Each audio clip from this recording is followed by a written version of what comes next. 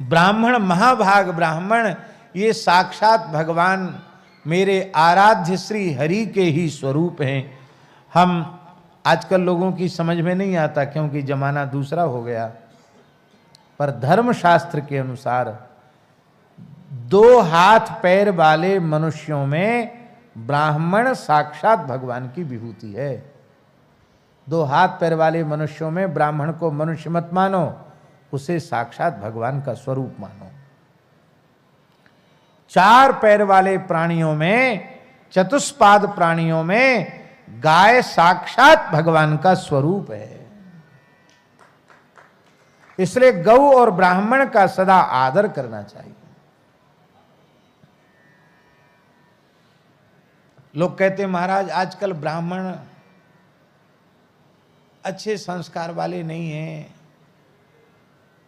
उनके कर्म देखो तो महाराज उनका चेहरा देखने की इच्छा नहीं होती। ऐसी ऐसी बातें लोग करते हैं जिनमें श्रद्धा नहीं है। पहली बात तो यह है, आपने सबका ठेका क्यों ले रखा है? आपको सब ब्राह्मणों का ठेकेदार किसने नियुक्त कर दिया? आप अपना ठेका तो ले सकते हो, सबका ठेका तो नहीं ले सकते। पहली बात तो ये है। दूसरी बात यह है कि ब्राह्मण क्या कर रहा है क्या नहीं कर रहा है, इसका जिम्मेवार वह स्वयं है। उसका परिणाम उसे खुद भोगना पड़ेगा। आपका उसमें न कोई गुण है न कोई दोष है, किंतु उस सर्वथा धर्म कर्म सदाचार शून्य जो नाम मात्र का ब्राह्मण है, उस नाम मात्र के ब्राह्मण को भी ब्राह्मण मानकर यदि आप श्रद्धा करेंगे तो ब्राह्मण की उपासना से जो कुछ प्राप्त होता है, ब्राह्मण की भक्ति से जो कुछ प्राप्त होता है, वो फल आपको मिल जाएगा। ये हम प्रतिज्ञा पूर्वक ये बात हम कहते हैं, श्रद्धा पूर्वक करो।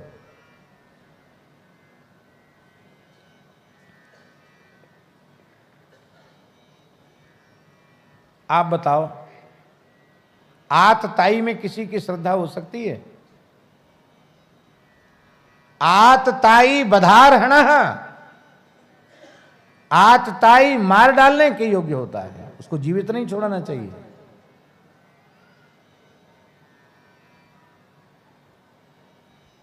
आग लगा देना, सोते हुए लोगों की हत्या कर देना, बाल हत्या कर देना, स्त्रियों की हत्या कर देना, यह आतताई का लक्षण है। ऐसे आतताई को जीवित नहीं छोड़ना चाहिए। पांडवों के शिविर में द्रोणाचार्य पुत्र अश्वत्थामा ने प्रवेश किया, सोते हुए वीरों की हत्या की, द्रौपदी के 5 पुत्रों की हत्या कर दी, आग लगा दी शिविर में, कितनी स्त्रियां मारी गईं। वो आतताई था अश्वत्थामा। और भगवान ने कहा अर्जुन से, क्या देख रहे तमाशा, मार डालो इसको। पर अर्जुन बड़े बुद्धिमान, क्यों? सखा है ना। तेरे मन की हम जानी, गहरे कर यार अमल पानी।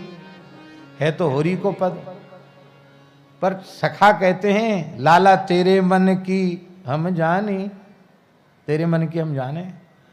तो अर्जुन समझते हैं अभी तो कहते मार दो, बाद में कहेंगे तुम्हें ब्रह्म हत्या लगी, हमको मत छूना। बोले ये दोनों तरफ चलते हैं ठाकुर जी श्री कृष्ण, कई बार दोनों तरफ चलने लग जाते हैं। तो अर्जुन बड़े बुद्धिमान, उन्होंने आज्ञा का पालन नहीं किया, सुनते रह गए। बोले प्रभु मैंने द्रौपदी के सामने प्रतिज्ञा की कि तुम्हारे पुत्रों की हत्या करने वाले को तुम्हारे चरणों में उपस्थित करूंगा, तो मैं मार दूंगा तो प्रतिज्ञा कट जाएगी मेरी। इतने चतुर हैं अर्जुन। और द्रौपदी के सामने उपस्थित किया। मैं निवेदन कर रहा हूं, अश्वत्थामा के कर्म क्या श्रद्धा के योग्य थे? पर द्रौपदी ने बंधे हुए अश्वत्थामा को देखा तो भूमि पर मस्तक रखकर प्रणाम किया। मुच्यता मुच्यता मेष ब्राह्मणों नितरांग गुरु। ये छोड़ दो, ये ब्राह्मण है, ये तो सबका गुरु है, ये सबका गुरु है, ये ब्राह्मण है, इसका तिरस्कार मत करो, इसको छोड़ दो। किसी ने नहीं छोड़ा। तब द्रौपदी ने आगे कहा, द्रौपदी ने कहा कि मैं क्षत्राणी हूं,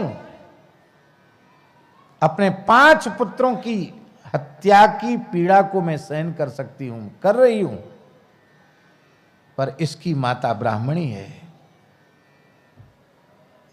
द्रोणाचार्य के दिवंगत होने के बाद भी वह सती नहीं हुई, क्योंकि पुत्र अश्वत्थामा में उसकी ममता थी। अश्वत्थामा का तुम लोग वध कर दोगे तो इसकी माता कृपी रुदन करेगी, कहेगी ये क्षत्रिय कितने दुष्ट हो गए, इन्होंने हमारा पति पहले हमसे छीन लिया और मैं केवल अपने बेटे के सहारे जीवित थी, मेरा बेटा भी मेरे हाथ से छीन लिया। ऐसा कहकर बेचारी भटकेगी, रोएगी। और जिस राजा के शासन में गौ और ब्राह्मण रोते हैं उस राजा का समूल नाश हो जाता है। क्या इस रहस्य को तुम लोग नहीं जानते हो? तुम धर्मनंदन हो, फिर ऐसा कैसे कर सकते हो? स एष भगवान द्रोण प्रजारूपेण वर्तते। अरे इन्हें अश्वत्थामा मत मानो, ये तुम्हारे गुरु द्रोणाचार्य हैं, क्योंकि वेद में लिखा है आत्मा वही जायते पुत्र इति वेदानुशासनम, पुत्र पिता की आत्मा होता है। जिन भगवान द्रोणाचार्य के चरणों में बैठकर तुमने सांगोपांग धनुर्वेद का ज्ञान प्राप्त किया, वही द्रोणाचार्य अश्वत्थामा के रूप में है। युधिष्ठिर का हृदय भर आया, देवी हम धन्य हैं तुम्हारी जैसी धर्मनिष्ठ पत्नी को प्राप्त करके। हैं? पत्नी किसको कहते बाबा?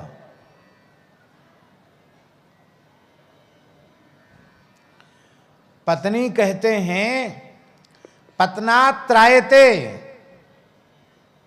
लिख लो इस बात को।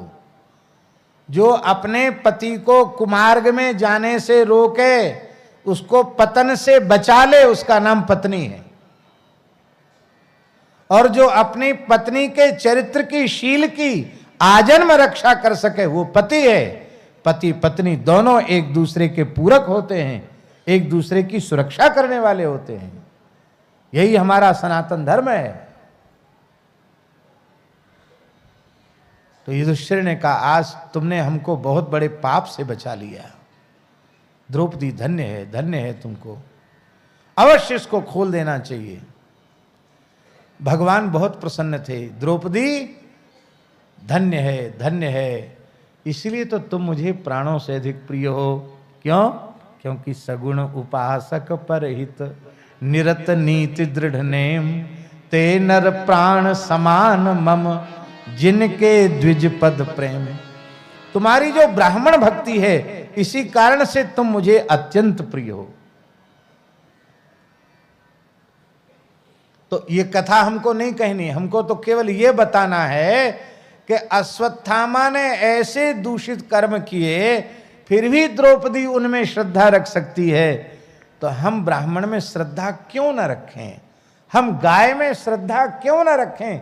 हमें अवश्य रखनी चाहिए। धर्म, कर्म और सदाचार से संपन्न, तप, श्रुत और ज्ञान से संपन्न ब्राह्मण प्रज्वलित यज्ञीय अग्नि के समान है, यज्ञाग्नि के समान पवित्र है। और धर्म, कर्म, सदाचार से हीन ब्राह्मण वह चिताग्नि के समान है, श्मशान अग्नि के समान है। लेकिन हम आपसे पूछते हैं, भले ही श्मशान अग्नि पवित्र अपवित्र होती है, पर वो बड़े से बड़े नगर को, गांव को जला सकती कि नहीं जला सकती? यज्ञाग्नि जला सकती है, तो क्या चिताग्नि नहीं जला सकती है क्या? जलाने में तो चिताग्नि भी समर्थ है। इसलिए भैया, नाम मात्र का भी ब्राह्मण हो तो भी अपमान मत करो। क्या कहें, लोग कहते हैं पता नहीं कैसी कथा बांसते हैं ये। हम नहीं बांसते, पोथी में ऐसा लिखा हुआ है।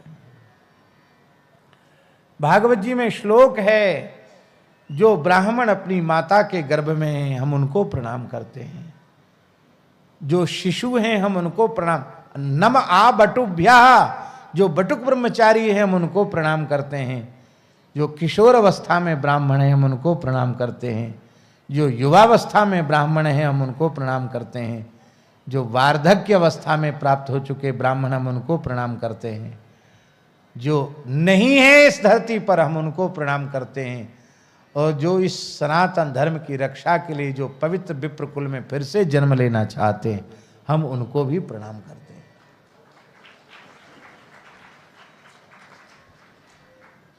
ताली तो बजा रहे हो। और ये परासोली गांव ब्राह्मणों का गांव है। हाँ, पर ये ब्राह्मण में महिमा इसलिए नहीं सुनाई जा रही है कि अपनी पीठ खुद ही ठोक लो। हाँ, अब तो हम ब्राह्मण हैं, पंडित जी हैं, अब हमारे कछु करवो शेष नहीं है, इसलिए महिमा नहीं सुनाई जा रही है। ये ब्राह्मण की महिमा इसलिए सुनाई जा रही है कि ब्राह्मण अपनी महिमा को समझकर अपने स्वरूप को संभाल ले और अपनी मर्यादा में अपने स्वरूप में स्थित हो जाए। जहां कहीं भी साधु की महिमा बहुत है, संत की बहुत महिमा है, संतन की महिमा रघुराई बहुविध विध पुराणन गाई। तो इसलिए थोड़ी है कि संत फूल जाएं अहंकार में कि हम तो संत है गए, हमारी बड़ी भारी महिमा वेद पुराणों में गाई गई है, इसलिए नहीं। ये इसलिए महिमा है कि इस वेशभूषा को देखकर लोग हमें संत कहते हैं। तो संत का कोई लक्षण हमारे जीवन में है कि नहीं? नहीं है तो क्यों नहीं है? हम प्रयत्न में लग जाएं कि हमारा जैसा स्वरूप है वैसे ही हमारे आचरण हो, वैसा ही हमारा अंतःकरण बने। हम ब्राह्मण हैं तो ब्राह्मणोचित संस्कार हमारे हों, ब्राह्मणोचित। इसलिए पूज्य बाबा ठाकुरदास जी निरंतर यह चिंतन करते रहते थे कि ब्रजवासी विप्र बालकों के समय से यज्ञोपवीत संस्कार होना चाहिए। और यह क्रम कई वर्षों तक चला। अभी भी पिछली वर्ष यज्ञोपवीत हुए थे, पर बुरो मत मानियो, बाहर के लोग जितनो लाभ ले रहे हैं ना, उतनो घर के लोग लाभ नहीं ले पा रहे हैं। एक कहावत है श्रीकांत जी, दीपक तले अंधेरा।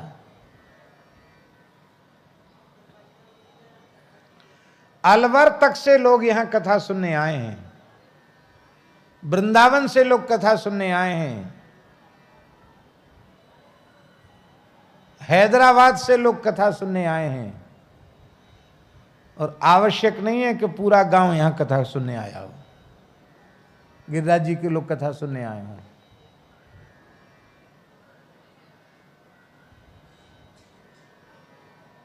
जो वस्तु अत्यंत सुलभ हो जाती है उसकी कीमत घट जाती है। गंगा जी के तट पर रहवे वारे सोमवती अमावस्या में काऊ पोखरा में गोता लगाए के कहें आज सोमवती या पोखरा में नहावे को बड़ो पुण्य। अरे भले आदमी, गंगा जी सामने बह रही हैं, गंगा जी में गोता लगाए हुए को पुण्य नहीं है, पोखरा में नहाए हुए को पुण्य है। इसी को नारद जी ने भागवत जी में कहा है, सन्निकर्षो ही मर्त्याणाम अनादरण कारणम। सन्निकर्ष अनादर का कारण बन जाता है और उससे अपनी ही हानि होती है। श्री सीताराम प्रतिदिन सत्संग एवं दर्शन के लिए श्री महाराज जी के ऑफिशियल चैनल को जरूर सब्सक्राइब करें।